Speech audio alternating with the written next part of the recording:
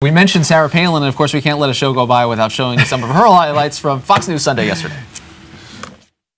Jan Brewer has the cojones that our president does not have to look out for all Americans, not just Arizonans. What do you have written on your hand?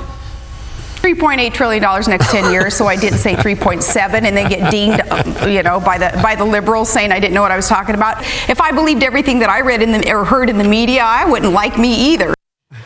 Cillizza, you have anything on your hand? Welcome to It's post-politics time with The Fix. We talked about you. It's good to have you here. Thank you for that. It's good to know that the small payments to you are paying off. Hey.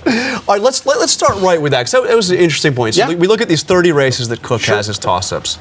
Now, those are by and large, democratically held seats, right? Yep. All 30. I looked at the 30. There's 30 seats he ranks as pure toss-ups that are held by Democrats. I think there's 3 that he ranks held by Republicans. So I looked at those 30 Democratic toss-ups because presumably they need 39 seats. Republicans do to pick up the majority. The vast majority of those 39 would need to come from those 30. And as you pointed out, John, there are some significant financial advantages there for Democrats. Now, how much of that is because these are the incumbents, and traditionally incumbents having it? Absolutely, that's part of it. I think also as part of it is that after 2006 and 2008, the Democrats got smart. And they said, okay, well, the best way, this is a Rahm Emanuel project, to his credit, now White House Chief of Staff, former DCCC chairman. He basically said, look, the best way to insulate yourself from a challenge is go out there and have $1 million on hand at the end of the year.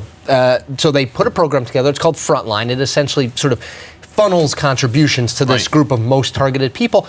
It helps. The question is it enough? We've seen money get you very, very, very far in politics, but it doesn't always get you over the line, particularly in a year in which the message and the sort of national mood is working directly opposite your party. You can't simply rely on the money to win. Right, and I know that we see the big issue that's coming out. We always want to focus on the news and say this is going to be determinative in some way, but you've got the Rangel and Maxine Waters cases out there playing out as a potentially public trial in the months before the election. It seems like it takes a key plank of the Democratic argument. If it's a referendum or a choice, either way you'd lose if these are your guys. And I think the most damaging thing in politics for politicians is hypocrisy. Saying one thing and being perceived to do the other, broadly. Do Charlie Rangel and Maxine Waters matter in their individual? Not really. I mean, both those districts, no matter what happens, are extremely Democratic. They don't really matter, but they do matter in the sense of this. Democrats, when they came in 2006, Nancy Pelosi famously promised to drain the swamp. At least part of why Democrats won that year was because there was this revulsion of the way in which Republicans had handled themselves from an ethical perspective. Well, now you've got these 2 potential trials. I don't know if both of them come to happen, but maybe one of them comes to happen.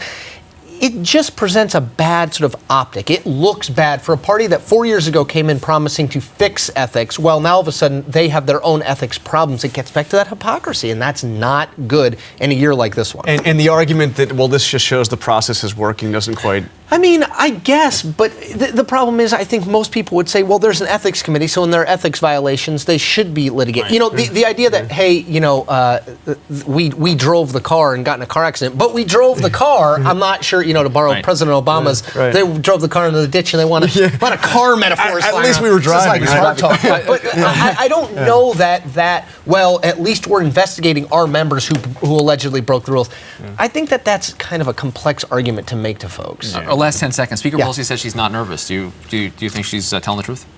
I mean, I would never say she's lying, but I would say she's clearly, Congressman Frost addressed this. If you're a Democrat paying attention, you know the House is up for grabs. It doesn't mean you're going to lose it, but you know it's up for grabs. How many of those 30 are the Republicans going to win?